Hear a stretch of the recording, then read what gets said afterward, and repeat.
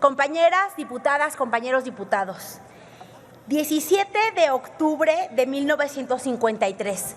Es una fecha que para las mujeres en este país debe de significar nuestro paso por la historia, el resultado de una lucha, el resultado de no desistir, el ejemplo de cómo las mujeres de todo el país y de todos los orígenes lograron ponerse de acuerdo para que, siendo una voz fuerte y consistente durante 35 años, no desistieron hasta que se publicó en el Diario Oficial de la Federación que se reconocía en las mujeres que ellas podían ejercer el voto y también podían ser candidatas y ser votadas.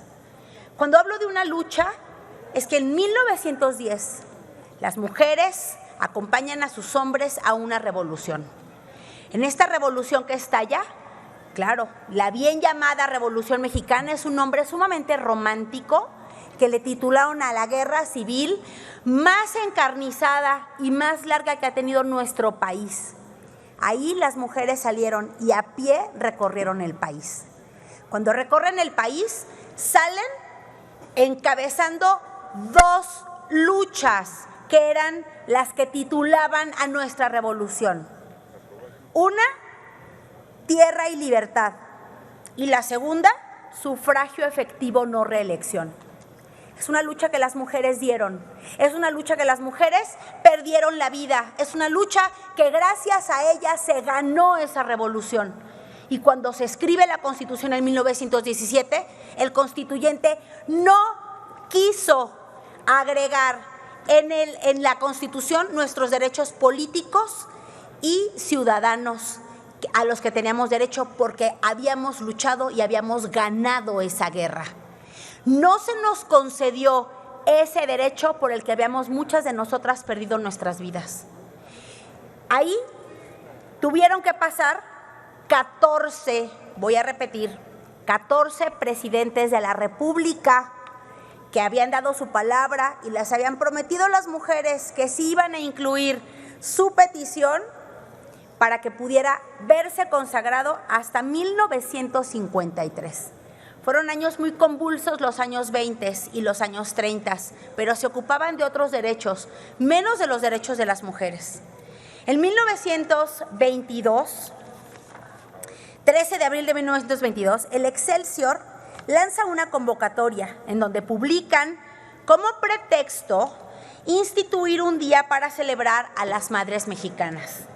Esto con el propósito claro de callar esas voces de miles de mujeres que en todo el país cada vez sonaban más fuerte, que era la exigencia de los derechos de maternidad, el derecho de lactancia, el derecho a tener mejores sueldos y el derecho a votar y ser votadas. 4 peticiones que se hacían ya por todo el país. Esto surge de manera organizada a partir del primer Congreso Nacional Feminista que se lleva a cabo en Mérida, Yucatán, en 1916.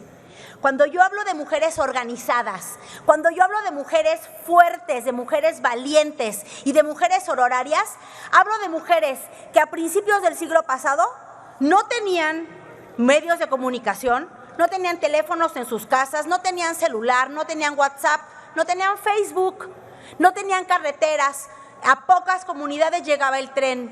Pues así lograron, gracias al magisterio, organizarse en todo el país, porque eran las mujeres maestras de todo el país quienes eran las pocas que sabían leer y escribir. Y a partir de ellas es que se escribían cartas para organizarse. Y así fue como llegaron al Congreso, al primer Congreso Nacional Feminista de este país. Y así fue como llegaron en 1935 a levantarse en todo el país para pedir con mucha exigencia el voto femenino. Es el 1922 que logran, digamos, acallar un poco las voces, pero era una forma de regresar a las mujeres a donde se quería que estuvieran, que era en el hogar. Es decir, Ustedes váyanse de regreso a casa, nada de voto femenino, nada de derechos laborales, nada de derechos sobre la tierra que trabajan. Regresen a su casa porque para eso van a tener su 10 de mayo, para que ahí se celebren las mujeres, en la reproducción y en el área de lo privado, porque lo público seguirá siendo de los hombres. Hoy tenemos que honrar a esas mujeres mexicanas que dieron la lucha y que tuvieron que esperar 35 años, 14 presidentes de la República, hasta que llegó Ruiz Cortines, que temía que se le hiciera un escándalo a nivel internacional, porque ya estaban escribiendo en el New York Times, en el Washington Post, en El País y en un periódico en Alemania, ya estaban escribiendo del machismo mexicano y que no les permitían a las mujeres que pudieran votar y ser votadas. Ruiz Cortines, diputada, por temor a que se le creciera un escándalo internacional, concluyo, presidenta. Gracias. Fue que acepta que por fin se publique, porque ya se había aceptado en la presidencia de Lázaro Cárdenas, en esta Cámara de Diputados y en el Senado que las mujeres votaran, pero como nunca lo publicaron en el Diario Oficial de la Federación, quedó sin efectos. Tuvieron que pasar 18 años más para que pudiera quedar en efecto, si en 1955 que las mujeres pudiéramos votar. Es por eso que me honro de tener en estas venas sangre de mujeres valientes que dejaron un legado para que las mujeres en esta Cámara demos la lucha por las mujeres que están afuera esperando que seamos su voz. Es cuanto.